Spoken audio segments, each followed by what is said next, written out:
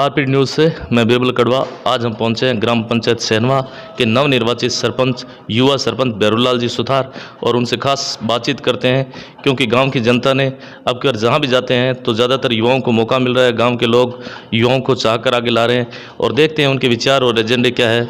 भैरूलाल जी सुथार से खास बातचीत। सर नमस्कार। नमस्कार।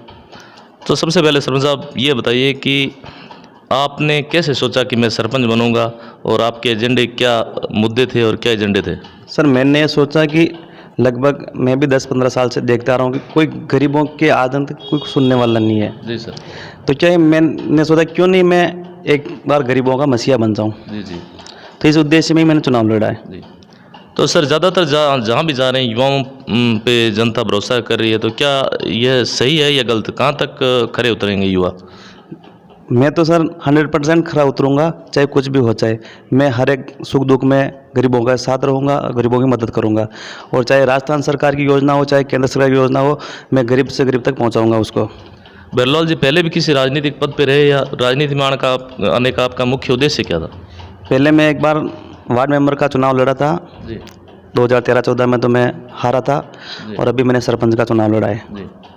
तो ग्राम पंचायत में ऐसी कौन सी मेजर समस्या लगी आपको? ऐसी कौन सा एजेंडा है जिसे लेके आप आगे बढ़ना चाहेंगे?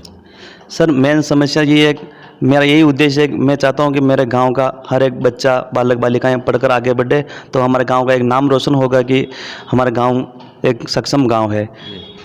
और ये मेरा मुख्य उद्देश्य है।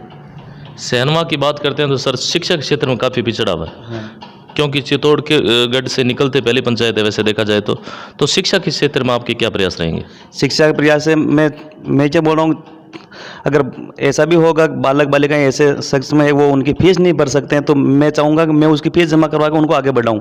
बिल्कुल।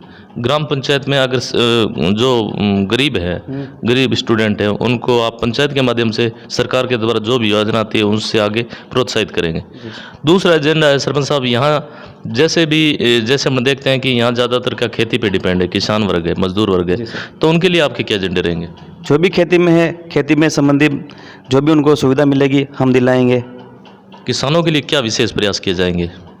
देखो किसानों के लिए मेन विशेष प्रयास जिनके फसल बीमा होते हैं वो बहुत सी बार कोई ध्यान नहीं देता, पटवारी वगैरह, तो हम ध्यान दे के जो फसल बीमा का जो भी लाभ होगा उनको मिलवाएंगे और हमारे से जो भी मदद होगी हम करेंगे। बिल्कुल।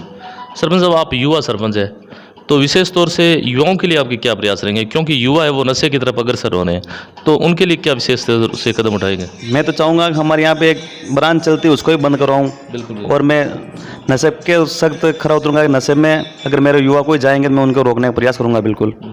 ग्राम पंचायत को नशा मुक्त करवाना आपका मुख्य उद्देश्य रहेगा।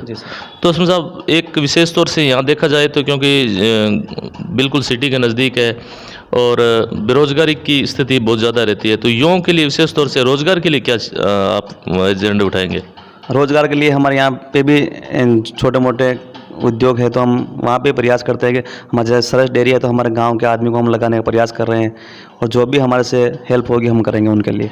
सरपंच साहब कोरोना महामारी इस टाइम बहुत भयंकर रूप से विकराल रूप धारण कर रखा है, तो इसके लिए आपके क्या प्रयास रहे अब तक?